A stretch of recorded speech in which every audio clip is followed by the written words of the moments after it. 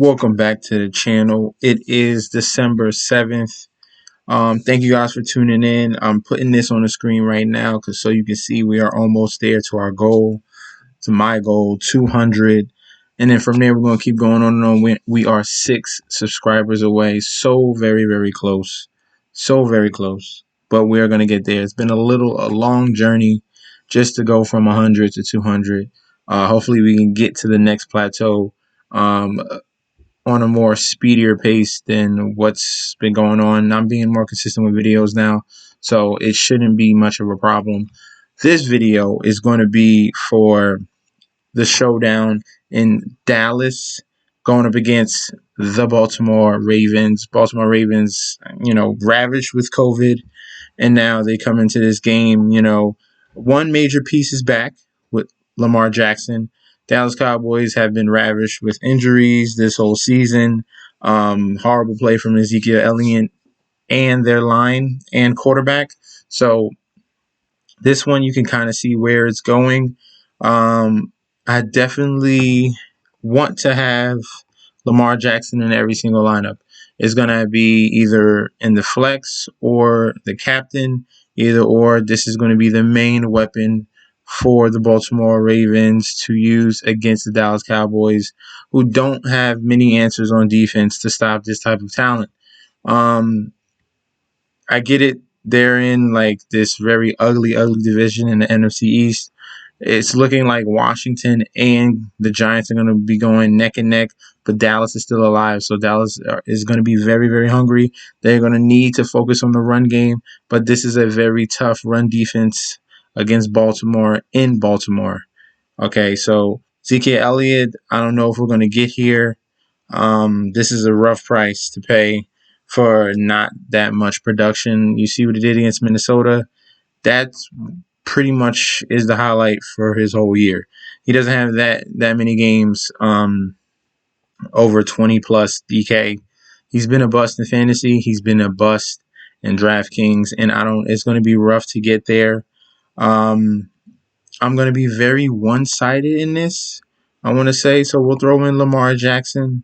The key wide receiver for him is going to be Marquise Brown with no Mark Andrews, no Willie Snead. He has limited weapons. That's why Lamar Jackson is going to be a focal point in most of these lineups. I'll put probably 50%, almost 75% of lineups with Lamar Jackson as captain and try to work around that because he's going to have to do it on his legs and his arm.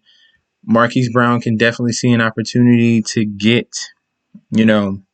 well over 100 yards in the receiving game, hopefully a touchdown. He was able to break out in his last game with a lucky touchdown by Trace McSorley.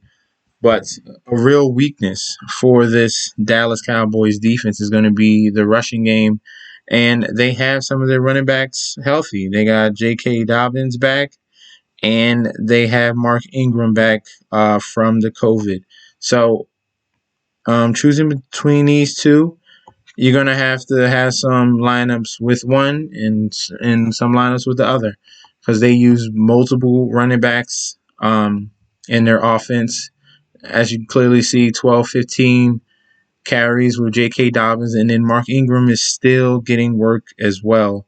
He's going to get near double-digit carries as well. He's at a very cheap price at $5,600 if you want to get there. He was more of a factor last year. J.K. Dobbins is clearly taking over the role. So 2 and 5 attempts is pretty ugly. And then when you get in the red zone, you have to worry about Gus Edwards. So they have a 3-headed monster in Baltimore. They all get carries. J.K. Dobbins happens to be the dude that's really working in these 20s. Hopefully he can break one. I think he has the most potential out of the 3. And he's someone I'm going to have in my lineups paired with Lamar Jackson, paired with Marquise Brown. Lamar Jackson likes the tight end. With Mark Andrews out, Luke Wilson is the tight end option. This tight end from the Seattle Seahawks. He has made his way over to the Baltimore Ravens. This man looks like Tarzan. This is an ugly, ugly picture. of this dude. He didn't get many targets with RG3 thrown to him. He could be a factor against Dallas. I'm not really banking on it, but he is a cheap value play to have in this game. Devin Duvernay, I spoke about him. He was the number 2 wide receiver in that last game between Baltimore and the Pittsburgh Steelers. He was able to get 3 catches, 3 targets for 20 yards. And that's RG3 throwing to him, but he's very speedy, can break any one of his catches. And at 800, that's someone, if you paid up at all other positions, say you threw Zeke in there, or Dalton and matching with Lamar Jackson and J.K. Dobbins, you can really fit in a Devin Duvernay at $800 right at the end at the flex and really fill out your lineup. Just maybe he gets a touchdown, and then you can boost your lineup all the way up to the top. On the offensive side for Dallas, we're going to look at. I already spoke about Ezekiel Elliott. I prefer Tony Pollard more than Zeke Elliott. Tony Pollard has been outperforming Zeke in these games right here, especially week 11, 5 for 60, got him a touchdown. Got 4 carries and 2 catches last week. If I'm going to pay for, I'm not paying top dollar. I'm not paying $10K for someone to give me 8 points when I can pay Tony Pollard $2K to give me 8 points, if you understand what I mean. And this is definitely not a scenario where you can see Zeke take full advantage of Baltimore. Sure, could he get a touchdown in one red zone situation? Yeah, but 10K, I need 15 to 20. I need 20 points. I need 20 points from Zeke, and I don't really see that in this game situation. But they will be down. Andy Dalton could be someone you throw in your lineups. You'll have Dalton and you have Jackson. You have both quarterbacks. This makes total sense here because Baltimore can get up, and then Dalton obviously is going to be in comeback mode, and he needs to be paired with one of his wide receivers. If you're trying to not save money and you skipped Elliott, you can go to Amari Cooper.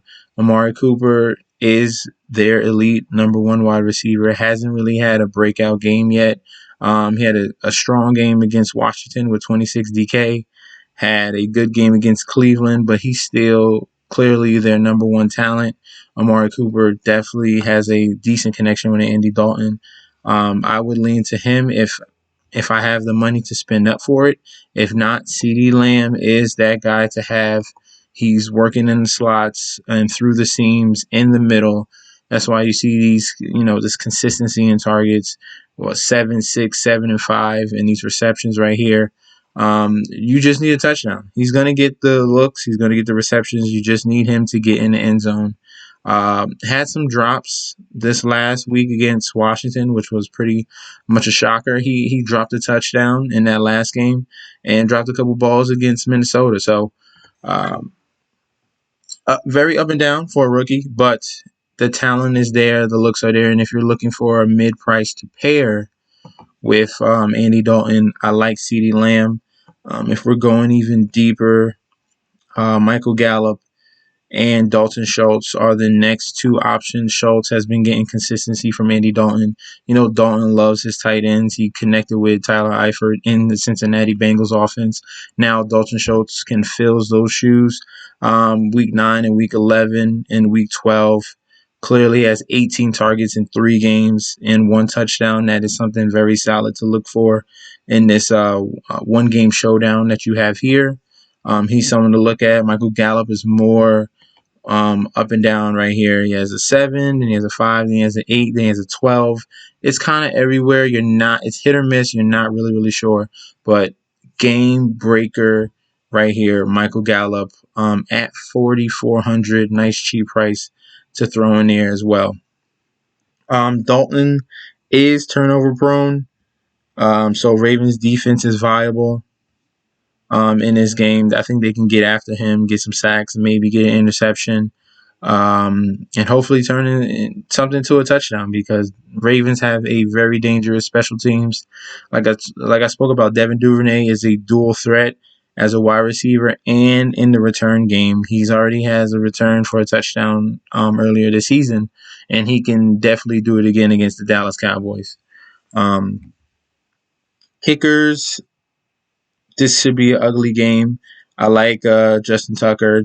Dallas can move the ball and hopefully stay close and with just field goals. So Justin Tucker only had 2 points against Pittsburgh. That was a ugly game. He could definitely bounce back in this format. Greg Zuerlein has the leg. They just need to get to like the 40 or 45. He can make 60-yard field goals, no problem. He already has done it this season. So Greg Z, Justin Tucker, both viable. Not looking at Cowboys defense at all. Tony Pollard, I like him as a cheap play. Luke Wilson, I'm not sure if I'm getting there. Justice Hill, no, with the 2 running backs back now. Dez Bryant is pretty much a non-factor, but he is facing his old team, so a lot of people might get a little, cute with that play. You could throw him at the bottom of your flex if you want to, and really fill out this lineup. You have if you do what I just did right now, you got almost 12K to fit that captain. You can move some stuff around. You can probably move Lamar Jackson up and fit in another flex, or if you can move up Marquise Brown in a good situation and fit in another flex. Get really, really creative with these lineups, but I'm going to be very strong side on the Baltimore side and bring back with some of these explosive wide receivers that they have on Dallas, like a Michael Gallup, like a CeeDee Lamb, and like Amari Cooper, and pair that with Andy Dalton. All right. So I like a 4-2 stack for Baltimore to Dallas. I like that a lot. You can definitely do a 3-3 and make it kind of even, but just make sure I would have like a Lamar or a Marquise Brown. I think those are my 2 favorite plays, Lamar and Marquise Brown at captain. And then if Andy Dalton keys in on a 1 main wide receiver, it would be Amari Cooper to me that I would throw in that captain spot as well. But just an example, like when you pay up for Lamar and then you want to pay up for Andy Dalton, you don't have that much money left, so you're gonna have to get creative. That's why that Dez Bryant play at 1K or Luke Wilson at 1,800. That those type of guys come in effect, like Tony Pollard at 2,600. That comes in effect, so you can really fill in your lineup and have the guys that you do want. So let me know how you feel. Do you like Lamar Jackson as captain? Do you like Marquise Brown as captain? Do you feel like Dallas can come away with a win? And you could put Amari Cooper and maybe him and Dalton get a connection going. I don't know about Zeke. I don't really feel strong about that, especially with this defensive matchup. I think Tony Pollard can take advantage of that. I think he's the better pass catcher as well. It's just a very, very bad year for Ezekiel Elliott. Just stay away from him. I believe so. Let me know how you feel. Like, comment, subscribe to the channel. We are 6 subscribers away, so we can get there by tomorrow or the next day. Hopefully, by the end of the week, we'll definitely have 200. Don't forget to follow me on Instagram and Twitter at MessageSD. I do post pics on there. I post pics on this on YouTube as well. Feel free to comment and feel free to comment to me at Instagram as well. I get some messages every single day. Just lineup questions and bet slips. Like I got you, bro. Just don't be obnoxious. Like I'm here to help, but don't be like, yo, send me some plays. Like introduce yourself. Hi, you know what? Say be cordial. Like come on, you don't gotta be an asshole. Thank you guys for tuning in. Don't forget to like, comment, subscribe again. I'll see you tomorrow with another video, and peace out.